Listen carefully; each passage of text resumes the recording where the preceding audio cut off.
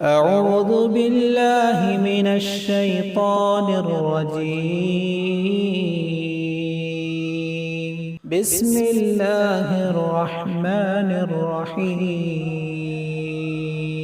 حاضرین مجلس، جیسا کہ ہم یہ بات جانتے ہیں اور یہ ہمارے علم میں ہے کہ آج کا جو پروگرام منعقد کیا گیا ہمارے درمیان اس مسجد کے سابق امام فضیلت الشیخ حافظ عامر الفلاحی نصیری حفظہ اللہ موجود ہیں، جو کہ محتاج تعارف نہیں۔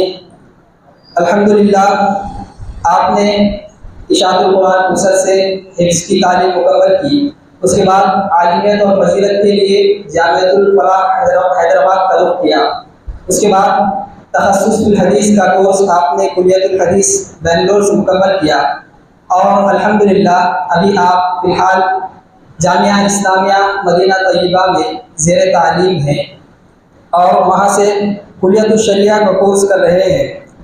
اور یقیناً یہ بہت بڑی سعادت اور خوش نصیبی کی بات ہے کہ سینکڑوں بلکہ ہزاروں لاکھوں طلباء دنیا بھر سے جامعہ اسلامیہ مدینہ یونیورسٹی کے لیے داخلے کے لیے کوشاں رہتے ہیں اور کوشش کرتے ہیں۔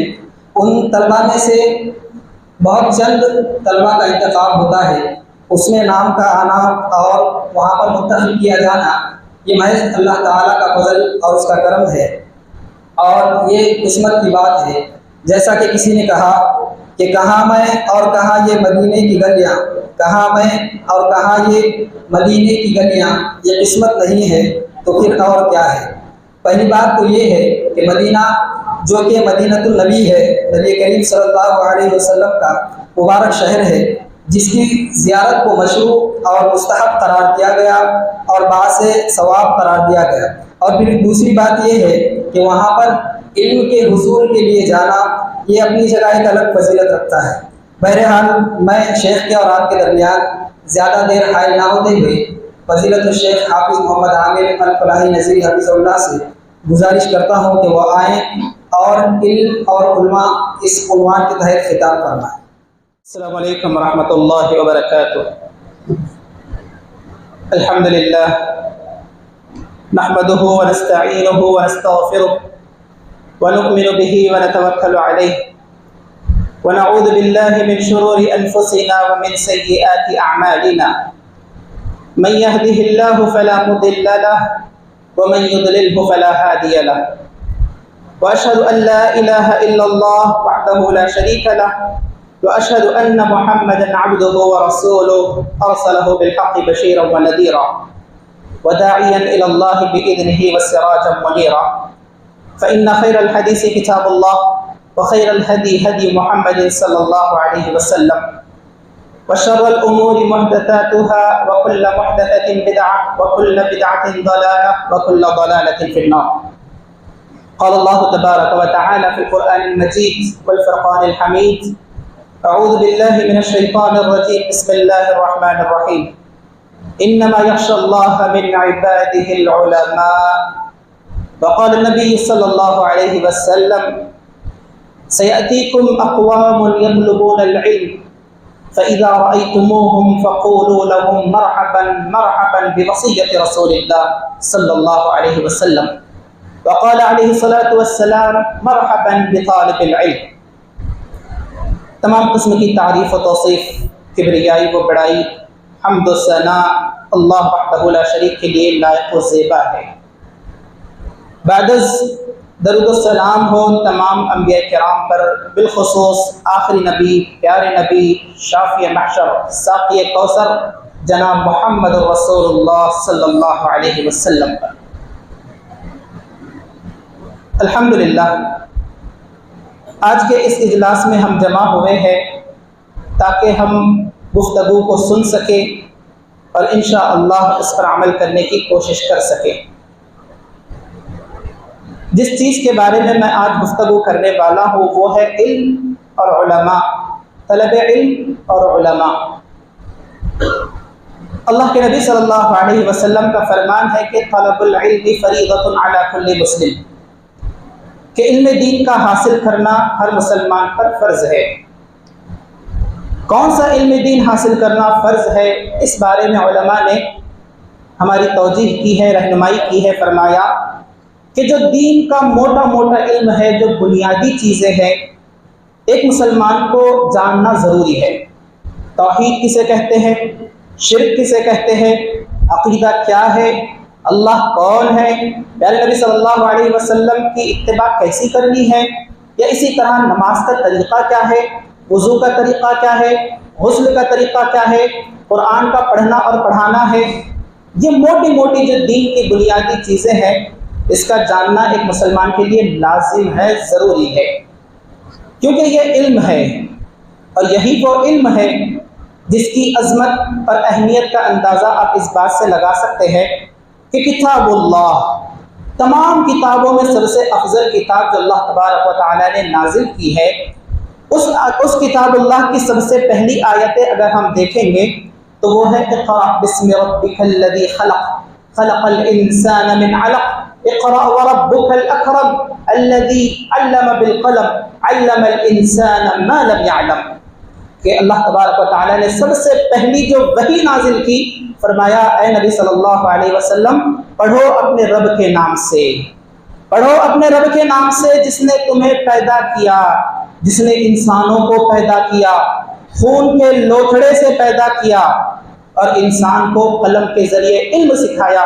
اے نبی صلی اللہ علیہ وسلم پڑھتے رہو، تمہارا رب بڑا ہی کرم کرنے والا ہے جس نے انسان کو ایسی چیزیں سکھائی ہے جس کا وہ علم نہیں رکھتا تھا۔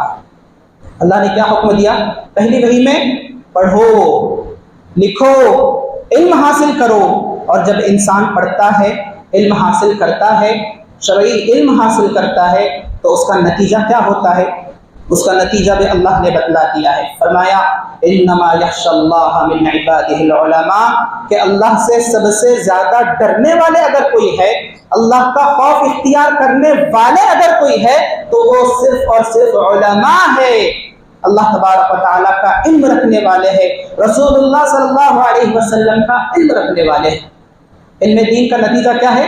کہ انسان تواضع اختیار کرتا ہے، عاجزی اختیار کرتا ہے، تکبر سے دور، گھمنڈ سے دور، برائیوں سے دور، اور اللہ کا تقوی اختیار کرتا ہے۔ کس کی بدولت؟ اللہ کے فضل سے، علم کی بدولت ہے کہ انسان ان تمام اچھائیوں کو اپنا لیتا ہے۔ علم کو حاصل کرنے کے کئی طرق ہیں، جن میں سب سے عظیم طریقہ علماء اور مشائخ سے علم حاصل کرنا ہے۔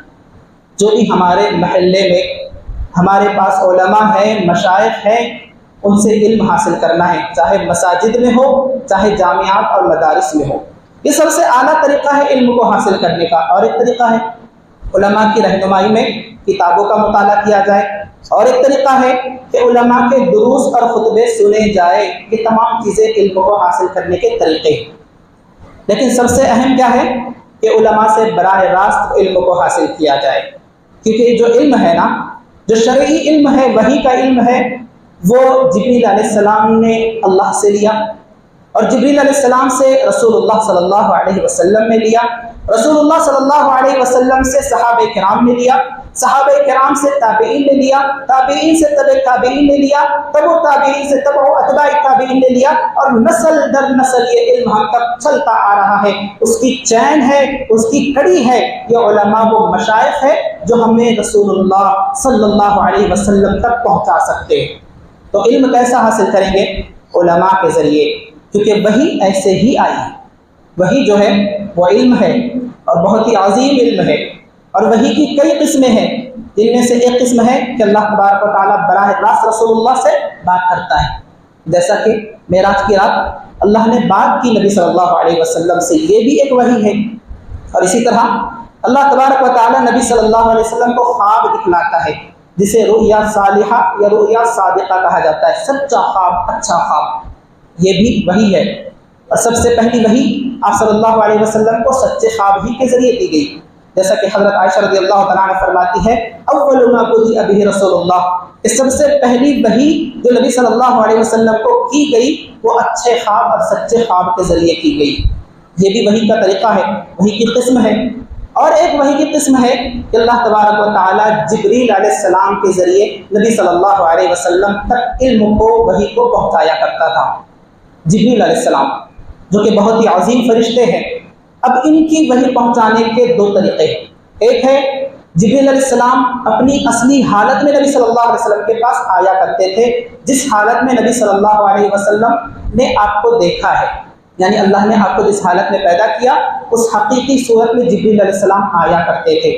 جیسا کہ وہی ایک مرتبہ رک گئی تھی، آپ صلی اللہ علیہ وسلم بہت زیادہ پریشان تھے، نڈھال تھے، اور آپ صلی اللہ علیہ وسلم خود بیان کرتے ہیں، صحیح بخاری کی روایت ہے کہ وہی بند ہو چکی تھی، منقطع ہو چکی تھی، جبریل علیہ السلام آنا بند ہو چکے تھے، میں ایک مرتبہ رو رہا تھا۔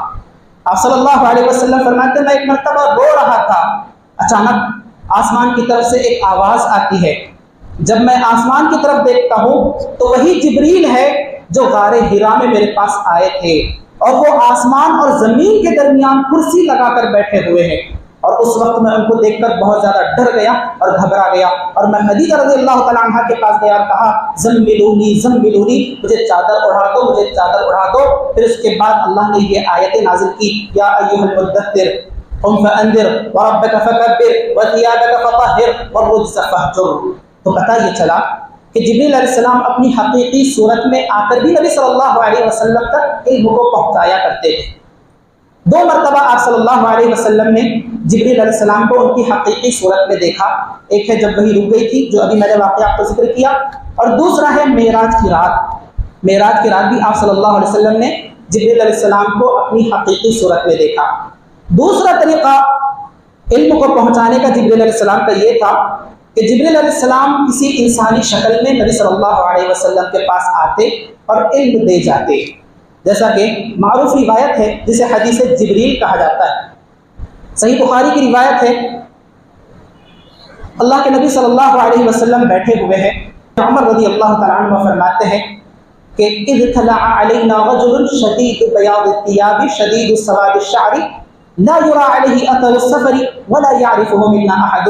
ہم سب بیٹھے ہوئے ہیں، نبی صلی اللہ علیہ وسلم بیٹھے ہوئے ہیں، ایک آدمی نمودار ہوتا ہے، ایک آدمی آتا ہے جس نے بہت زیادہ سفید لباس پہنا ہوا ہے اور اس کے بال بہت ہی کالے ہے، سیاہ ہے، وہ آتا ہے اور ہم میں سے کوئی اسے نہیں پہچانتا اور نہ ہی اس کے چہرے پر سفر کے آثار دکھ رہے، یعنی وہ مسافر بھی نہیں ہے اور ہم میں سے اسے کوئی شخص جانتا بھی نہیں۔ بڑا تعجب ہوا۔ عمر رضی اللہ تعالیٰ عنہ فرماتے وہ شخص آتا ہے اور نبی صلی اللہ علیہ وسلم کے پاس بیٹھ جاتا ہے، فَأَسْنَدَ رُكْبَتَيْهِ إِلَى رُكْبَتَيْهِ وَوَضَعَ كَفَّيْهِ عَلَى فَخِذَيْهِ۔ وہ آتا ہے آپ صلی اللہ علیہ وسلم کے گھٹنوں سے گھٹنے ملا کر بیٹھ جاتا ہے اور اپنے ہاتھوں کو نبی صلی اللہ علیہ وسلم کی ران پر رکھ دیتا ہے اور کہتا ہے یا محمد اخبرنی عن الاسلام، اے محمد صلی اللہ علیہ وسلم اسلام کے بارے میں بتلائیں کہ اسلام کیا ہے۔ آپ صلی اللہ علیہ وسلم نے فرمایا ان تشهد ان لا الہ الا اللہ وان محمد رسول اللہ وتقیم الصلاة وتؤتی الزکاة وتصوم رمضان وتحج البیت ان استطعت الیہ سبیلا۔ آپ صلی اللہ علیہ وسلم نے اس آدمی کو جواب دیا کہ اسلام یہ ہے کہ تم اس بات کی گواہی دو اللہ کے علاوہ کوئی حقیقی معبود نہیں اور محمد صلی اللہ علیہ وسلم اللہ کے بندے اور اس کے رسول ہیں، اور تم نماز ادا کرو، زکوٰۃ ادا کرو، رمضان کے روزے رکھو، اور اگر استطاعت ہے تو حج بھی کرو، یہ اسلام ہے۔ وہ آدمی جو آپ کے ساتھ بیٹھا ہوا ہے کہتا ہے صدقت یا محمد، اے محمد صلی اللہ علیہ وسلم آپ نے سچ کہا ہے۔ عمر رضی اللہ تعالیٰ عنہ فرماتے ہیں ہمیں تعجب ہوا، خود ہی سوال کر رہا ہے اور خود ہی کہہ رہا ہے کہ اے نبی صلی اللہ علیہ وسلم آپ نے سچ کہا ہے۔ پھر کہتا ہے اخبرنی عن الایمان، اے محمد صلی اللہ علیہ وسلم ایمان کیا ہے؟ اسلام تو آپ نے بتا دیا، ایمان کیا ہے؟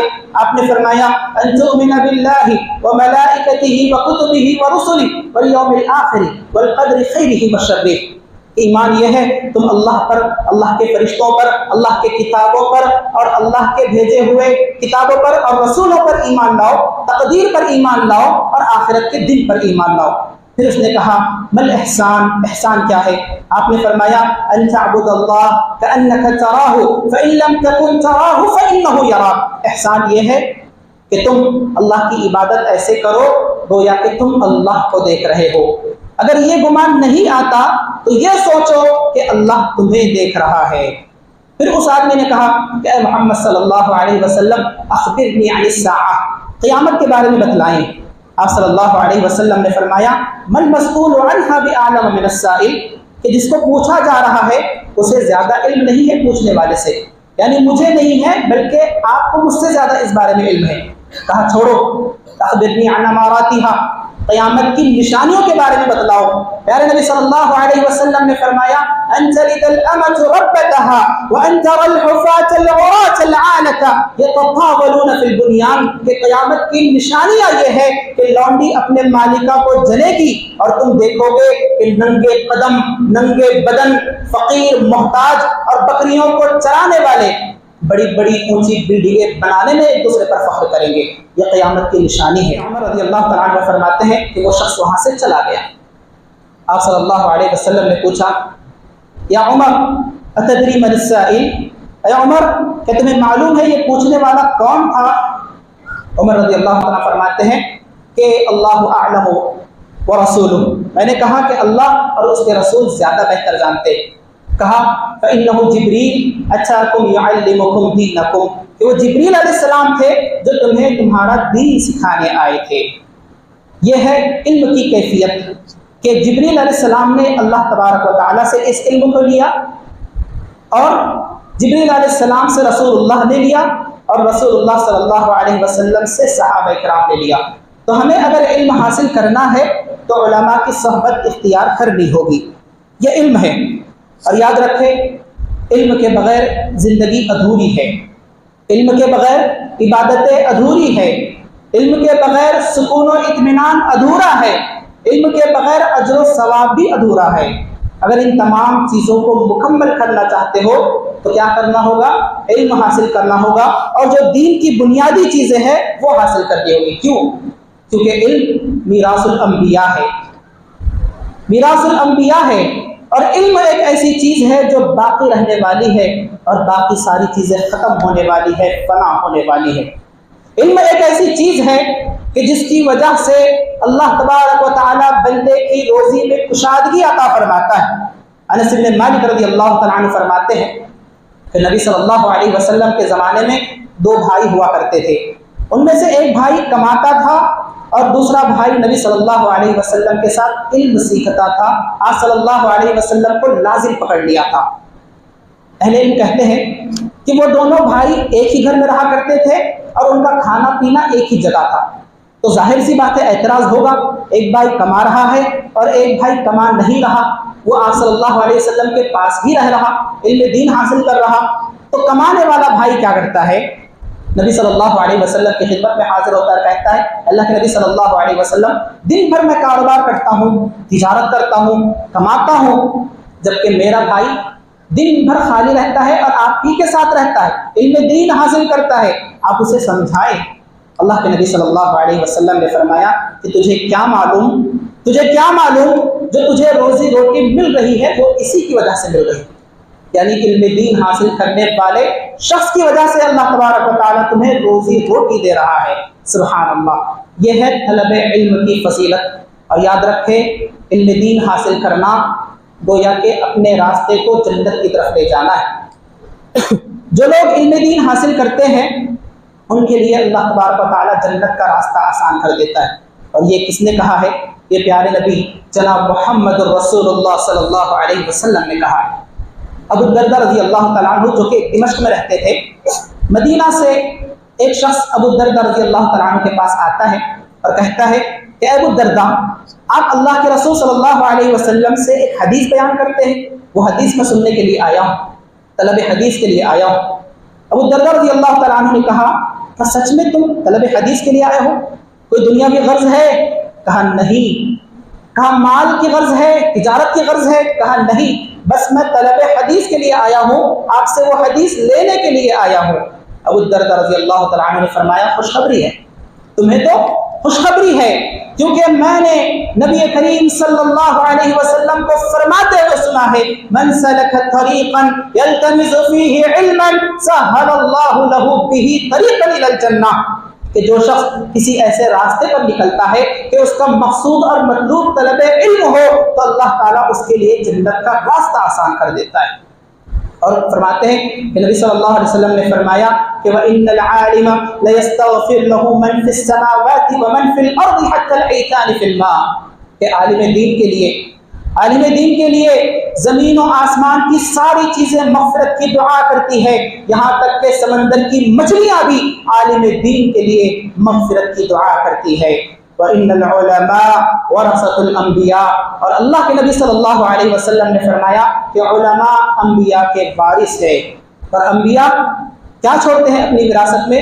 وہ صرف اور صرف علم چھوڑتے ہیں، نہ تو پیسہ چھوڑتے ہیں، نہ تو درہم چھوڑتے ہیں، نہ تو دینار چھوڑتے ہیں، بلکہ وہ صرف اور صرف علم چھوڑتے ہیں۔ وَفَضْلُ الْعَالِمِ عَلَى الْعَابِدِ كَفَضْلِ الْقَمَرِ عَلَى سَائِرِ الْكَوَاكِبِ، اور آپ صلی اللہ علیہ وسلم نے فرمایا کہ ایک عابد کی مثال اور ایک عالم کی مثال، عالم دین کی فضیلت عابد پر، عبادت گزار پر ایسے ہی ہے جیسے کہ چاند کی فضیلت سارے کے سارے ستاروں پر ہے۔ سبحان اللہ، یہ ہے عالم دین، یہ ہے طلب علم، یہ ہے طالب علم کہ جس کے لیے مچھلیاں دعائیں کرتی ہے، جس کے لیے اللہ تبارک و تعالی جنت کا راستہ آسان کر دیتا ہے۔ سبحان اللہ۔ اور یہی نہیں، طالب علم کے لیے اللہ کے نبی صلی اللہ علیہ وسلم نے صحابہ کرام کو وصیت کی تھی۔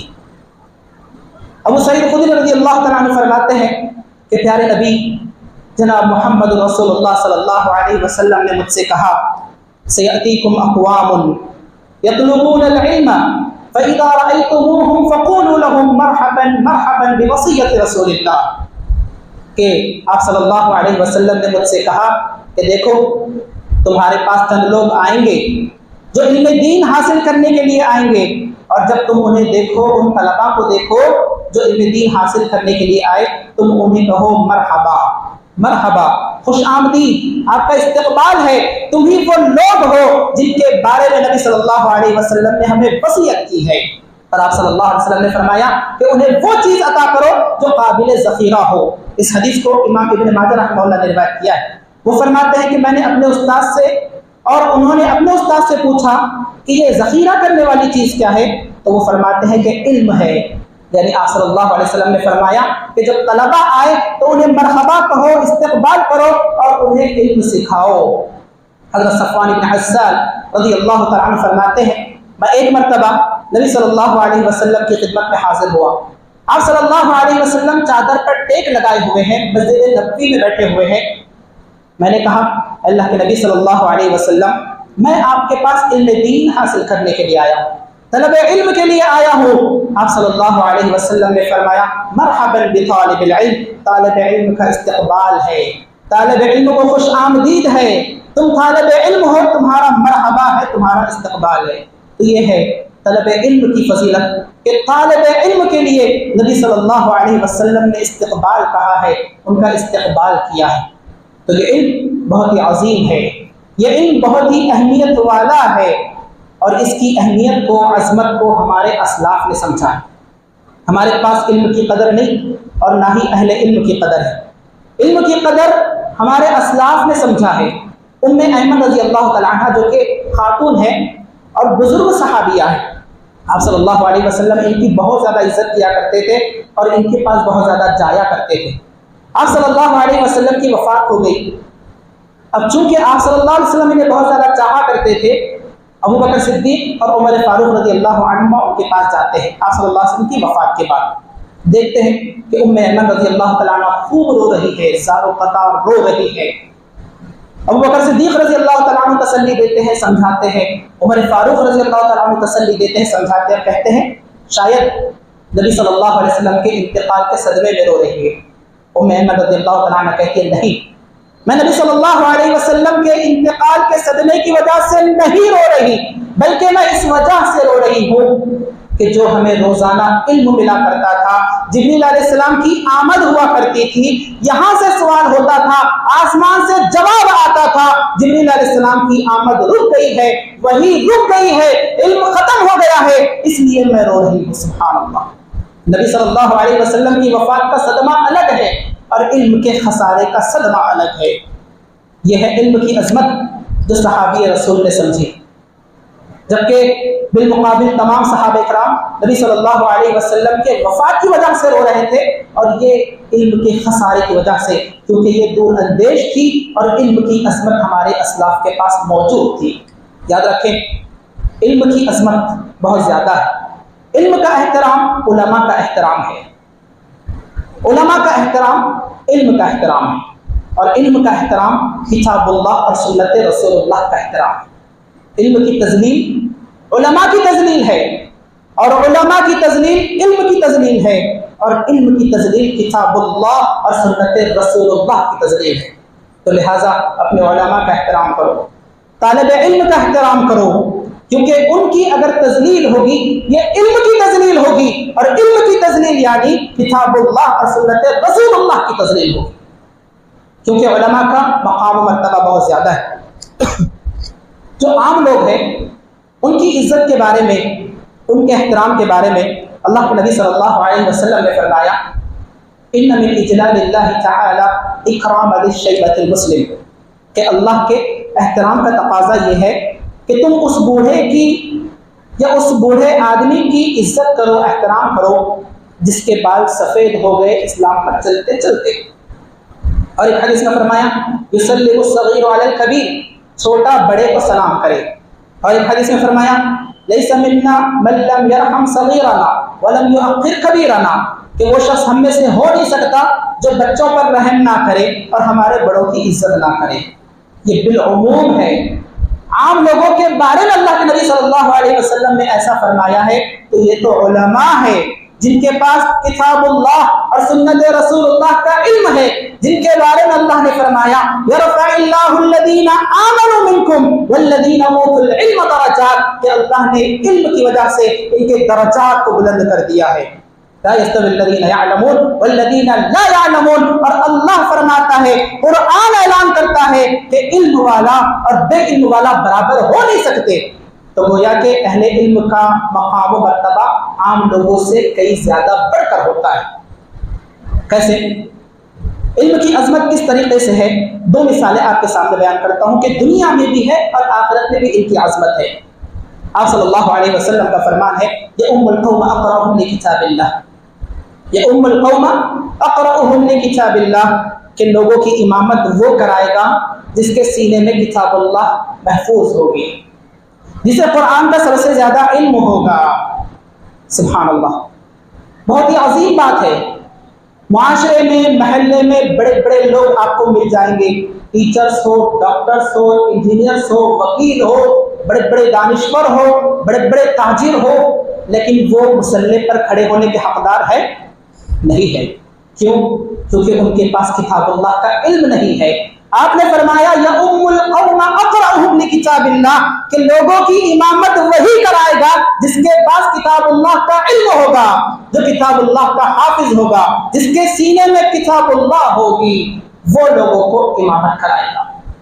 ابو بکر صدیق رضی اللہ تعالیٰ عنہ کو جب لوگوں نے خلیفہ بنایا آپ صلی اللہ علیہ وسلم کی وفات کے بعد، ایک دلیل یہ بھی تھی کہ ابو بکر صدیق رضی اللہ تعالیٰ عنہ وہ ہے جنہوں نے نبی کی زندگی میں نبی کے مصلی پر امامت کی، اور جس نے نبی کی زندگی میں نبی کے مصلی پر امامت کی ہے، نبی کے بعد بھی وہ زیادہ حقدار ہے کہ اسے خلیفہ اور امام بنایا جائے صلی اللہ علیہ وسلم۔ اور ابو بکر صدیق رضی اللہ تعالیٰ عنہ کو مصلی تک پہنچانے والی چیز کیا ہے؟ وہ کتاب اللہ کا علم ہے، وہ علم ہے۔ یہ ہوئی دنیاوی مثال۔ اللہ نے اہل علم اور ماہرین قرآن کی عظمت کو انتقال کے بعد، ان کے مرنے کے بعد بھی برقرار رکھا۔ کیسے؟ غزوہ احد، جو کہ بہت ہی عظیم جنگ ہے، جس میں اللہ کے نبی صلی اللہ علیہ وسلم نے 50 صحابہ کو جمل رومات پر متعین کر دیا، ایک جگہ ہے، اور کہا کہ دیکھو تم تیر اندازی کرتے ہو اچھی طریقے سے، تم 50 لوگ یہیں پر رہنا، اور ان پر ایک قائد بنایا عبداللہ ابن جبیر رضی اللہ تعالیٰ عنہ کو۔ اور آپ صلی اللہ علیہ وسلم نے کہا کہ دیکھو یہاں سے نہ ہٹنا، اگر ہم جنگ جیت بھی جائے تب بھی نہیں ہٹنا، اور تم دیکھو کہ ہمیں پرندے نوچ کھا رہے ہیں تب بھی نہیں ہٹنا، یہاں سے نہیں ہٹنا۔ 50 صحابہ ہے، تیر انداز ہے، عبداللہ ابن جبیر رضی اللہ تعالیٰ عنہ قائد ہے۔ جنگ شروع ہوتی ہے اور تقریباً غزوہ احد مسلمان جیت چکے ہوتے ہیں۔ جب یہ صحابہ کرام جو کہ تیر انداز تھے، آپ صلی اللہ علیہ وسلم نے ایک پہاڑ پر متعین کیا تھا، وہ کہتے ہیں کہ تقریباً ہم جنگ تو جیت چکے ہیں، کیوں نہ ہم بھی مال غنیمت لوٹنے میں لگ جائیں، کیوں نہ ہم بھی مال غنیمت لینے میں لگ جائیں۔ عبداللہ ابن جبیر رضی اللہ تعالیٰ عنہ کہتے ہیں نہیں، اس جگہ کو نہ چھوڑنا، کیونکہ نبی صلی اللہ علیہ وسلم نے سختی سے منع کیا ہے لیکن صحابہ کرام سمجھتے ہیں ہم جنگ جیت گئے، اور بعض صحابہ کرام اور اکثر صحابہ کرام وہاں سے ہٹ جاتے ہیں۔ مشرکین اس موقع کو غنیمت جان کر پیچھے سے حملہ بول دیتے ہیں، اللہ اکبر، اور یہ اتنی شدید جنگ ہوتی ہے، اتنی خطرناک جنگ ہوتی ہے کہ یہی وہ جنگ ہے جس میں نبی صلی اللہ علیہ وسلم کے دندان مبارک شہید ہو جاتے ہیں، جس میں نبی صلی اللہ علیہ وسلم کا سر مبارک پھٹ جاتا ہے، یہاں تک کہ یہ افواہ پھیل جاتی ہے کہ پیارے نبی جناب محمد رسول اللہ صلی اللہ علیہ وسلم کا قتل کر دیا گیا ہے، نعوذ باللہ۔ بہت شدید جنگ ہو گئی، تھوڑی سی غلطی ہو گئی، مشرکین نے پیچھے سے حملہ بول دیا اور آپ صلی اللہ علیہ وسلم شدید زخمی ہو گئے، 70 سے زائد صحابہ کرام شہید ہو گئے اور اکثر صحابہ کرام زخموں سے چور ہو گئے۔ جنگ ختم ہوتی ہے، مسلمان جنگ ہار جاتے ہیں۔ ابو سفیان جو کہ ابھی اسلام قبول نہیں کیے تھے، مشرکوں کے لشکر میں تھے، پہاڑ پر چڑھتے ہیں اور اعلان کرتے ہیں کہ محمد الرسول اللہ زندہ ہے صلی اللہ علیہ وسلم۔ آپ صلی اللہ علیہ وسلم جواب دینے سے منع کر دیتے صحابہ کرام۔ پھر وہ اعلان کرتے ہیں کہ ابو قحافہ ابو بکر صدیق رضی اللہ تعالیٰ عنہ زندہ ہے، خاموشی۔ پھر اعلان کرتے ہیں کہ عمر فاروق زندہ ہے، خاموشی، کسی نے جواب نہیں دیا۔ پھر ابو سفیان مشرکین کی لشکر کی طرف لوٹ کر یا ان کی طرف دیکھ کر کہتے ہیں کہ دیکھو یہ تینوں لوگ مر چکے ہیں۔ عمر فاروق رضی اللہ تعالیٰ عنہ سے رہا نہ گیا، کہا اللہ کے دشمن، اللہ کے دشمن، جن 3 لوگوں کا نام تو نے لیا ہے وہ تینوں کے 3 زندہ ہے، اور سن رکھ تیرا برا وقت آنے والا ہے۔ یہ کس نے کہا؟ عمر فاروق رضی اللہ تعالیٰ عنہ نے غصے سے کہا کہ سن رکھ تیرا برا وقت آنے والا ہے۔ ابو سفیان کہتے ہیں کہ اچھا یہی وہ ہمارا بدلہ ہے جو جنگ بدر کا ہم نے آج لیا ہے۔ اس کے بعد ابو سفیان اعلان کرتے ہیں پہاڑی پر کھڑے ہو کر کہ اعلو حبل، اعلو حبل، حبل کی جے ہو، ہمارے بت کی جے ہو، حبل کی جے ہو۔ آپ صلی اللہ علیہ وسلم فرماتے ہیں صحابہ کرام سے کہ اسے جواب دو کہ اللہ اعلی واجل، کہ اللہ تبارک و تعالی سب سے بلند ہے اور وہی بزرگی والا ہے۔ ابو سفیان اعلان کرتے ہیں ان لنا عزا، کہ ہمارے لیے ہمارا بت عزا ہے، معاون ہے، مددگار ہے، حامی ہے، اور تمہارا کوئی عزا نہیں۔ رسول اللہ صلی اللہ علیہ وسلم کہتے کہ جواب دو اللہ مولانا ولا مولا لکم، کہ اللہ ہمارا معاون ہے، حامی ہے، مددگار ہے، اور تمہارا مولا کوئی نہیں۔ یہ جنگ ہو گئی اور یہ جنگ کے بعد کی باتیں ہو گئی۔ اب صحابہ کرام زخمی ہے، زخموں سے چور ہے، 70 سے زائد صحابہ کرام شہید ہو چکے ہیں، اب انہیں دفنانا ہے۔ اب جب صحابہ کرام زخمی ہیں، زخموں سے چور ہے، ہر ایک کی الگ الگ قبر نہیں کھود سکتے۔ آپ صلی اللہ علیہ وسلم نے فرمایا کہ ایک قبر کھودو اور اسے کشادہ کر دو، تاکہ اس میں 3 4 5 صحابہ کرام کو ایک ساتھ دفنایا جائے۔ سبحان اللہ، یہاں پر غور کیجیے، ایک قبر کھود دی گئی، اسے کشادہ کر دیا گیا۔ آپ صلی اللہ علیہ وسلم کے پاس 4 5 لاشیں ہیں۔ آپ فرماتے ہیں ان میں سب سے زیادہ قرآن کا حافظ کون ہے؟ ان میں سب سے زیادہ قرآن کا علم رکھنے والا کون ہے؟ ان میں سب سے زیادہ قرآن کو پڑھنے والا کون ہے؟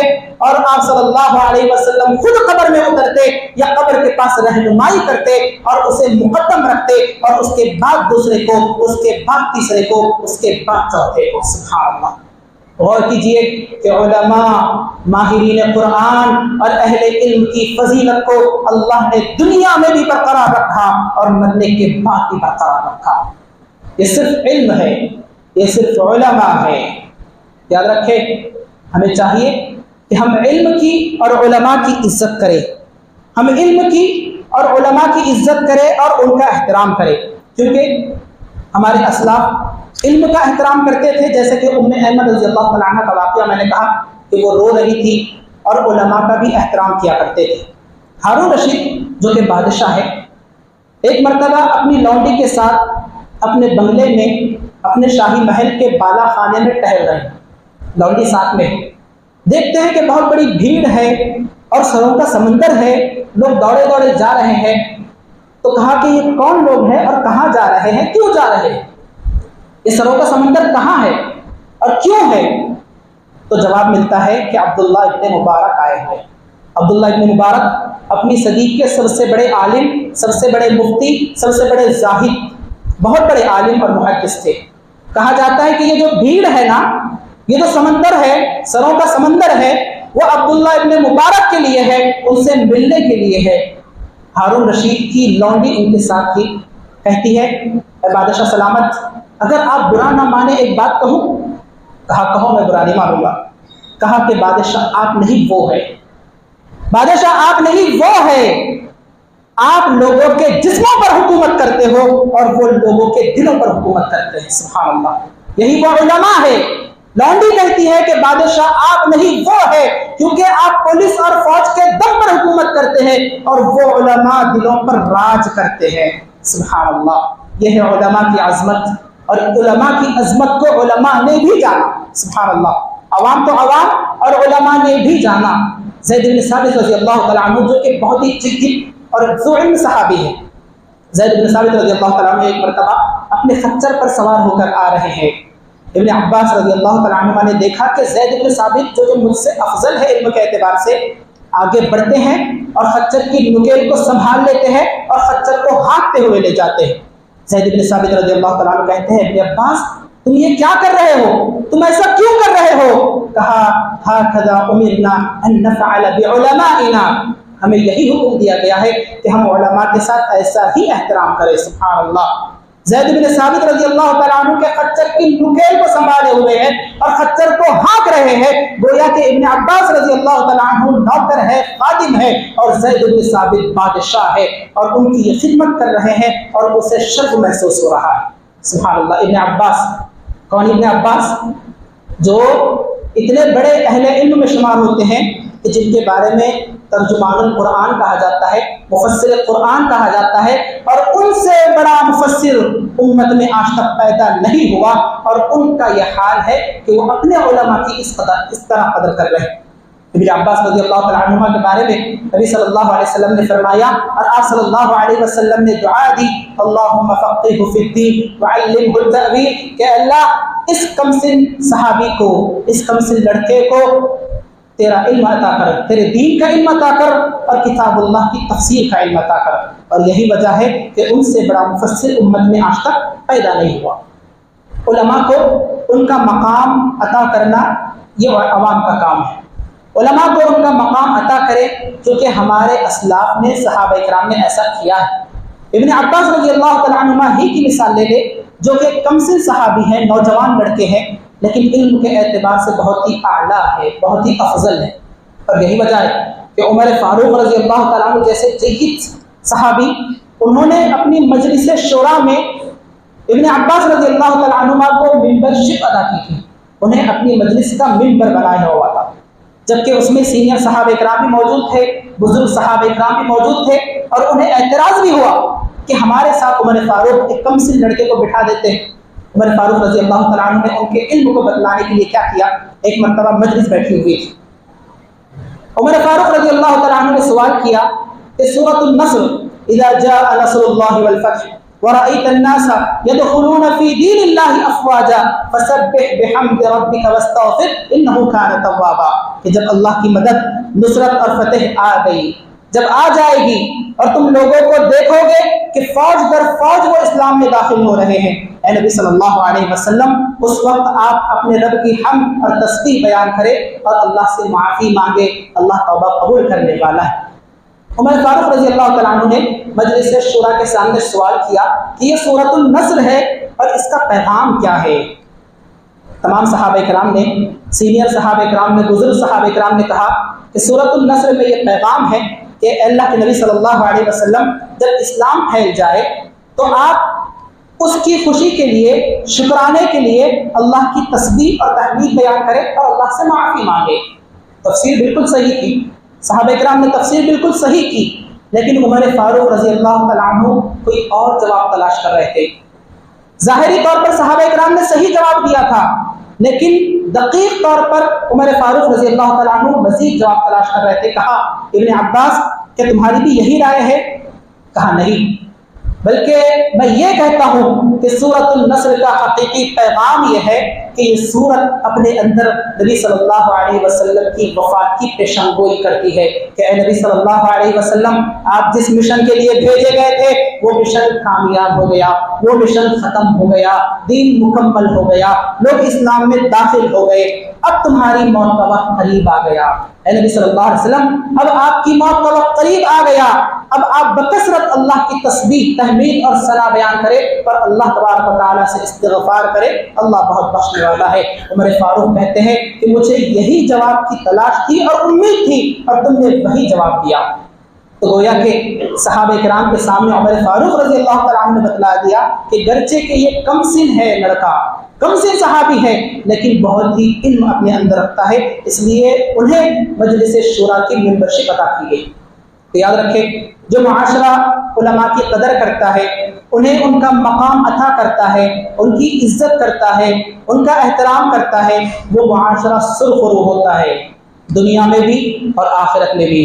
لیکن جو معاشرہ اور جو لوگ علماء کا احترام نہیں کرتے، علماء کی بے عزتی کرتے ہیں، ان کی تذلیل کرتے ہیں، انہیں حقیر سمجھتے ہیں، انہیں کمتر اور معمولی سمجھتے ہیں، ان کی برائیاں لوگوں کے سامنے بیان کرتے ہیں، ان کے عیبوں کو بیان کرتے ہیں، اور اسی طرح ان کی غیبتیں کرتے ہوئے پھرتے ہیں، چغلخوریاں کرتے ہوئے پھرتے ہیں، بدگمانیاں کرتے ہوئے پھرتے ہیں، تو یاد رکھیں ایسا معاشرہ نہ تو دنیا میں سرخرو ہو سکتا ہے اور نہ آخرت میں سرخرو ہو سکتا ہے۔ آج ہم دیکھیں کہ علماء کرام کے ساتھ ایسا ہی کیا جاتا ہے، علماء کرام کی غیبتیں کرتے ہوئے ہم پھرتے ہیں، علماء کرام کے عیبوں کو دوسروں کے سامنے بیان کرتے ہوئے ہم پھرتے ہیں۔ میں یہ نہیں کہہ رہا کہ علماء سے غلطیاں نہیں ہوتی، یقیناً علماء سے غلطیاں ہو سکتی ہے، وہ بھی گناہوں میں مبتلا ہو سکتے ہیں، ان کے پاس بھی نفس ہے، ان کے ساتھ بھی شیطان ہے، وہ بھی گناہوں میں مبتلا ہو سکتے ہیں، لیکن اس کا مطلب یہ نہیں کہ آپ ان کی بے عزتی کرتے پھریں، اس کا مطلب یہ نہیں کہ آپ لوگوں کے سامنے ان کی غیبتیں اور چغلخوریاں کرتے پھریں، اس کا مطلب یہ نہیں کہ آپ علماء سے مکمل ہٹ جائے اور دور ہو جائے اور بدگمانی کے شکار ہو جائے، اس کا مطلب یہ نہیں کہ آپ علماء کے ساتھ الزام تراشی سے کام لیں، نہیں، بلکہ ایک مومن کے لیے تو ضروری ہے۔ عام لوگوں کے بارے میں اللہ تبارک و تعالیٰ کا فرمان ہے، یا ایھا الذین آمنوا اجتنبوا کثیرا من الظن ان بعض الظن اثم ولا تجسسوا، کہ ایمان والو بہت زیادہ گمان نہ کیا کرو، بعض گمان بدگمان ہوتے ہیں، گناہ کے کام ہوتے ہیں، اور سراغ مت لگایا کرو، ایک دوسرے کی جاسوسی مت کیا کرو، ولا یغتب بعضکم بعضا، تم میں سے کوئی کسی کی غیبت بھی نہ کیا کرے، ایحب احدکم ان یاکل لحم اخیہ میتا فکرہتموہ، کہ تم میں سے کوئی شخص اس بات کو پسند کر سکتا ہے کہ وہ اپنے مرے ہوئے بھائی کا گوشت کھائے؟ اللہ فرماتا ہے تم اسے ناپسند کرو گے تو اللہ سے ڈرو، غیبتیں نہ کرو، سراغ نہ لگایا کرو، جاسوسی نہ کیا کرو۔ اور ایک مرتبہ اللہ کے نبی صلی اللہ علیہ وسلم دو قبروں کے پاس سے گزرتے ہیں، دیکھتے ہیں اور فرماتے ہیں کہ ان دو قبر والوں کو عذاب ہو رہا ہے۔ آپ صلی اللہ علیہ وسلم سے پوچھا گیا کیوں ہو رہا ہے؟ کہا کہ ان دونوں میں سے انہما لا يعذبان وما يعذبان في كبير وانه لكبير اما احدهما فكان لا يستنزه من بوله واما الاخر يغتب، کہ ان میں سے ایک شخص ایسا ہے جو پیشاب کے قطروں سے نہیں بچا کرتا تھا، اور دوسرا شخص ایسا ہے جو غیبتیں کرتے پھرا، یعنی غیبتیں کرتا تھا اور مسلمان بھائی کا گوشت کھاتا تھا۔ ایک مرتبہ نبی صلی اللہ علیہ وسلم کو جب معراج کرائی گئی، اسراء اور معراج کی رات تھی، نبی صلی اللہ علیہ وسلم فرماتے ہیں میرا گزر ایسے لوگوں کے پاس سے ہوا جن کے ناخن تانبے کے بنے ہوئے ہیں، جن کے ناخن تانبے کے ہیں، اور وہ ان ناخنوں سے اپنے جسموں کو نوچ رہے ہیں، اپنے سینوں کو نوچ رہے ہیں، اپنے چہروں کو نوچ رہے ہیں۔ میں نے جبریل علیہ السلام سے پوچھا کہ یہ کون لوگ ہیں جن کے ناخن تانبے کے ہیں، جو اپنے سینوں کو نوچ رہے ہیں، چہروں کو نوچ رہے ہیں؟ جبریل علیہ السلام نے کہا کہ یہ وہ لوگ ہیں جو دنیا میں اپنے مسلمان بھائی کی غیبت کر کے ان کا گوشت کھایا کرتے تھے اور اپنے دوسرے مسلمان بھائی کی عزت کو نیلام کرتے تھے۔ اللہ اکبر، یہ تو عام لوگوں کے ساتھ ہے۔ علماء کی غیبت کرنا اور چغلخوری کرنا یہ اس سے بھی بڑا وعید ہے، یہ اس سے بھی بڑے وعید کا باعث ہے، یہ اس سے بھی بڑے گناہ کا باعث ہے۔ تو علماء کی غیبتیں اور علماء کی چغلخوریاں کرنے اور اسی طرح ان کا عدم احترام کرنے سے بچے، کیونکہ یہ علماء ہی ہے جو وارث الانبیاء ہے۔ جو انبیاء کے وارث ہے۔ اگر ہم علماء کا احترام نہیں کریں گے یا اسی طرح علماء کی تذلیل کریں گے یا اہل علم کی تذلیل کریں گے اور انہیں ان کا مقام عطا نہیں کریں گے تو یاد رکھیں یہ علماء ہم سے چلے جائیں گے، یہ علماء ہم سے دور ہو جائیں گے، ان علماء کو اللہ اٹھا لے گا۔ اور یہ کس نے کہا ہے؟ یہ پیارے نبی صلی اللہ علیہ وسلم نے کہا ہے۔ آپ صلی اللہ علیہ وسلم فرماتے ہیں، صحیح بخاری کی روایت ہے، ان اللہ لا يقبض العلم انتزاعا من العباد، کہ اللہ تبارک و تعالی بندوں سے علم کو چھین نہیں لے گا، ولكن يقبض العلم بقبض العلماء، بلکہ اللہ تبارک و تعالی علماء کو اٹھا لے گا اور علم کو ختم کر دے گا۔ اذا لم يبق عالما اتخذ الناس رؤوسا جهالا، اور جب علماء ختم ہو جائیں گے، دور ہو جائیں گے، وفات پا جائیں گے، آپ صلی اللہ علیہ وسلم فرماتے ہیں کہ لوگ جاہلوں کو اپنا سردار بنا دیں گے، جاہلوں کو اپنا امام بنا دیں گے، جاہلوں کو اپنا امیر بنا دیں گے، اور ان امیروں سے، ان جاہلوں سے پوچھیں گے، فتوے پوچھیں گے، اور وہ جاہل فتوے دیں گے، فضلوا واضلوا، خود بھی گمراہ ہوں گے اور لوگوں کو بھی گمراہ کریں گے۔ کیوں ہوگا؟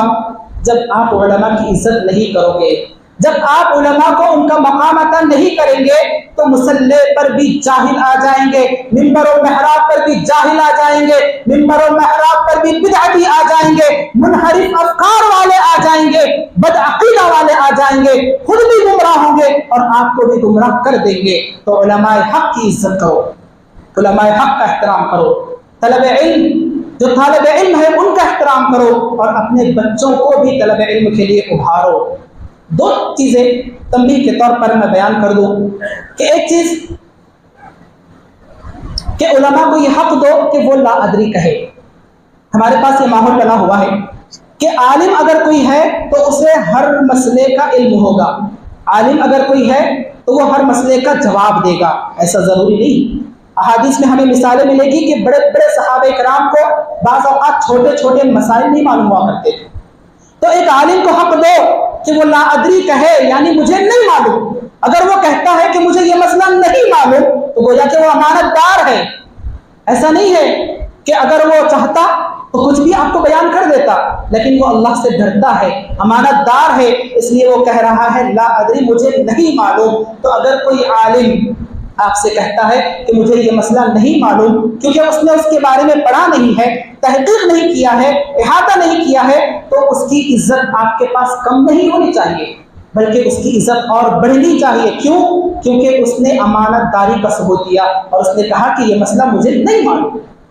امام مالک رحمہ اللہ، ان کے پاس ایک شخص آتا ہے، 40 سوالات لے کر آتا ہے اور کہتا ہے کہ ان 40 سوالات کے مجھے جواب دے۔ امام مالک رحمہ اللہ نے 5 یا 6 سوالات کے جواب دیے اور بقیہ تمام سوالات کے جواب میں کہا لا ادری لا ادری لا ادری، مجھے نہیں معلوم نہیں معلوم نہیں معلوم۔ اس شخص نے کہا اے امام صاحب کہ میرے پیچھے بہت سارے لوگ ہیں جنہوں نے یہ سوالات دے کر بھیجے ہیں، وہ منتظر ہیں، ان سوالات کے جوابات کیا دوں؟ کہا کہ کہو امام مالک نے کہا ہے کہ مجھے نہیں معلوم۔ تو اگر کوئی شخص کہتا ہے کہ لا ادری، مجھے اس مسئلے کے بارے میں نہیں معلوم، تو بعض لوگ کیا سمجھتے ہیں کہ اس نے کچھ پڑھا ہی نہیں ہے، اس نے کچھ لکھا ہی نہیں ہے، اسے کچھ علم ہی نہیں ہے۔ یاد رکھیں یہ بات غلط ہے، بلکہ اس نے امانت داری کا ثبوت دیا ہے، اس کے پاس اس کا علم نہیں ہے تو اس نے کہہ دیا لا ادری، کیونکہ یہ بھی علم ہے۔ صحیح بخاری کی روایت ہے، اللہ کے نبی صلی اللہ علیہ وسلم نے فرمایا وَإِنَّ مِنَ الْعِلْمِ أَن تَقُولَ لِمَا لَا تَعْلَمُ اللَّهُ أَعْلَمُ، کہ یہ بھی علم ہے کہ اگر تمہیں کسی بات کا علم نہ ہو تو تم کہو کہ اللہ اعلم، مجھے نہیں معلوم، اللہ کو زیادہ معلوم۔ یہ ایک تنبیہ۔ اور دوسری تنبیہ، طلب علم کی فضیلت بہت زیادہ ہے، عظمت بہت زیادہ ہے، علم دین کو حاصل کرنا ہے، علماء کا احترام کرنا ہے۔ طلب علم میں ایک بات کا یہ خاص خیال رکھنا ہے کہ ہر ایرے غیر غلط و خیرے کو نہیں سننا ہے، ہر ایرے غیر سے علم حاصل نہیں کیا جا سکتا، ہر تقریر کرنے والا عالم نہیں ہو سکتا، کیونکہ سوشل میڈیا پر آپ کو ایسے بھیڑیے نظر آئیں گے، سوشل میڈیا پر آپ کو ایسے نمونے اور جوکر بھی مل جائیں گے جو دینی لباس پہنے ہوئے ہوں گے، سنیت کا لبادہ اوڑے ہوئے ہوں گے، اور اپنے اندر رافضیت، شیعت اور بدعقیدگی کو چھپائے ہوئے ہوں گے، گستاخ صحابہ ہوں گے، اور اسی طرح منحرف افکار اور عقیدے والے ہوں گے۔